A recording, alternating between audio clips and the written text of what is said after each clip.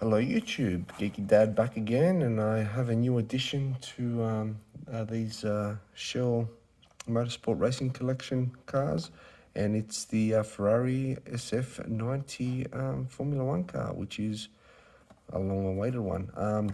Missed out last week on the i20 Hyundai rally car. For some reason, all the Shell petrol stations that I went to last week when it was supposed to be out had it out of stock. So that's a bit of a bummer. Who knows, I might come across it over the next few weeks if they restock it in my region. Someone put a comment saying that they have that, and out of all the cars that they have, they reckon that one looks the best, even though it's all small and petite. But I must say I agree. I think I missed out on a good one. But we have this one over here, which looks amazing in the detail. Let's open it up. Also, I have another treat for you guys, another way that to control these cars. So stay tuned and you'll see a little hack that I've done. Let's have a closer look. Alrighty, so we can see here all the detailed markings and logos. There's all the printing on the tires. It's not a shiny finish like the others, little rubber mirrors, but the quality is amazing, and it's much lighter than the other ones as well, I must say. Let's have a look at the other ones in comparison. So there's the first one, which is the Ford Mustang GT. And here's the other Ford, which is the Penske version. So they're all sort of the same length. This is more of a slightly petite version. Pretty much on scale, I must say. Well, let's give this a drive and also show you a cool way to control this. So yeah, it's this way.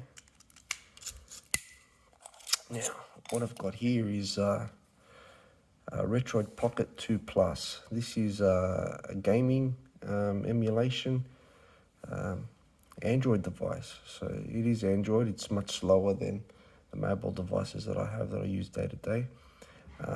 Has a whole heap of arcade games that you can play and other sort of emulators too.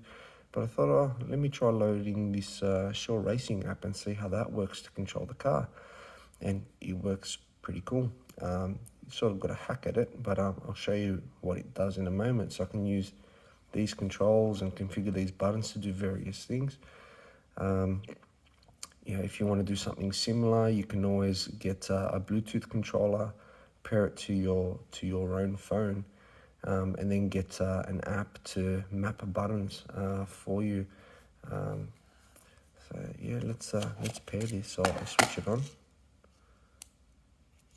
and connect.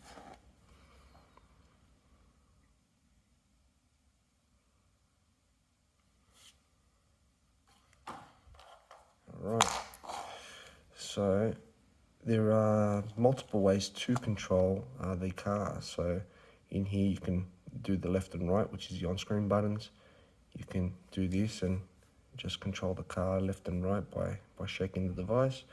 And you have this one here, which is it's a steering wheel, which I think it's a bit wonky. But what I've done on this device is it's got this built-in mapping feature. Can't see properly. This one here. Alright, so if you can see little tiny icons around here, what they are, that's a button mapping.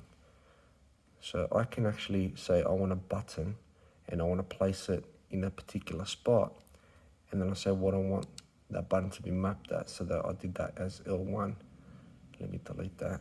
So I've already pre-mapped a lot of these, and for instance, I've got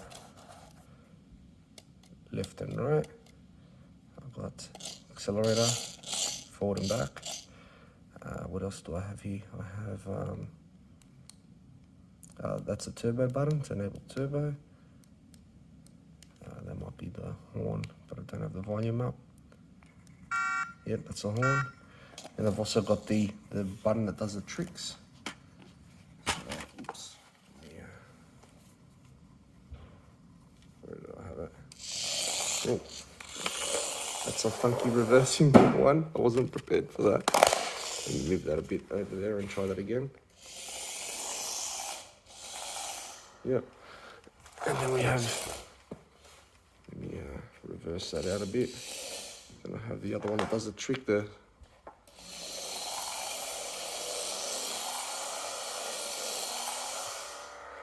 And all just by using physical buttons on the device.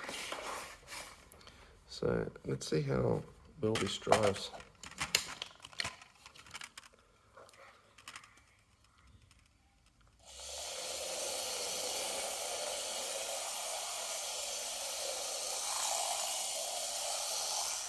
Yeah, still sort of smooth, just much like the others.